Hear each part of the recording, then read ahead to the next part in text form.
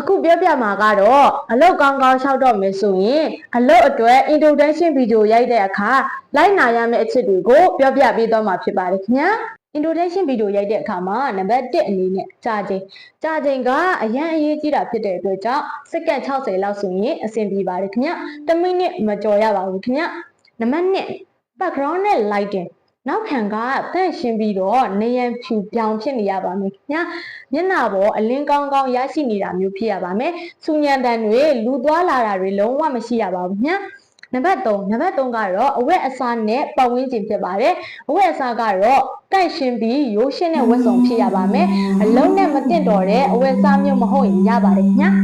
ပတ်ဝန်းကျင်အနေနဲ့ကတော့နောက်တန့်ရှင်းပြီးတော့စူညံတန်တွေလုံးဝမကြားရတဲ့နေရာဖြစ်ရင်ရပါတယ်ခင်ဗျာနံပါတ်4 camera position အနေနဲ့ကတော့ကိုယ့်ရဲ့မျက်လုံးအမြင့်နဲ့တန်းတူဖြစ်နေရပါမယ်နံပါတ်5ပြောရမယ့်အကြောင်းအရာတွေက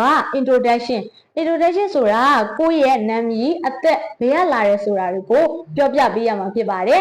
example အနေနဲ့ Hello, and let me introduce myself. My name is Gong Setsan, and I am 23 years old, and I am from Myanmar. work experience အလုပ်အတွေ့အကြုံဘယ်လောက်ရှိလဲဆိုတာထည့်ပေးရပါမယ် I have 2 years experience as assistant and minister while studying. My duty is to greet customer, explain their product we sell. language ကိုပြောနိုင်တဲ့ဘာသာကိုလည်းထည့်ပြောပေးရပါမယ် I can speak English and Chinese. stress ကိုယ့်ရဲ့အားသာချက်တွေကိုလည်းထည့်ပြောပေးရပါမယ်ခင်ဗျာ Good at doing my duties and I am a fast learner.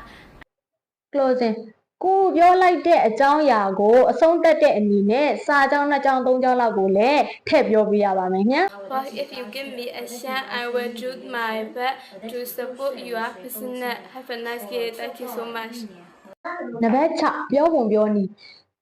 ဖြည်းဖြည်းမှန်မှန်နဲ့အတန်ကိုရှင်းရှင်းလင်းလင်းပြောရပါမယ်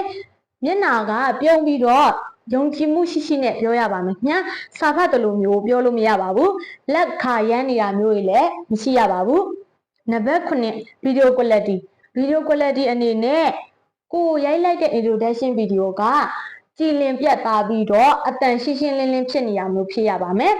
အလုံးရှင်တွေမကြိုက်တဲ့အချက်တွေကတော့အိယာပေါ်မှာရိုက်တာတွေလမ်းဘေးမှာရိုက်တာတွေနောက်ခံစူညံနေတာမျိုးတွေကိုပြောလိုက်တဲ့စကားတွေကမရှင်းမဲ့အတန်မကြားရတာမျိုးတွေကိုရိုက်လိုက်တဲ့ introduction video တွေကအရန်ရှင်းနေတာမျိုးတွေဆိုရင်အလုံးရှင်တွေမကြိုက်ပါဘူးဒါကြောင့် introduction video ရိုက်တော့မယ်ဆိုရင်ဘာသာစကားကိုသင်ပြီးမှရိုက်ရင်အလုပ်ခေါ်နိုင်ခြင်းအများဆုံးဖြစ်နိုင်ပါတယ်ည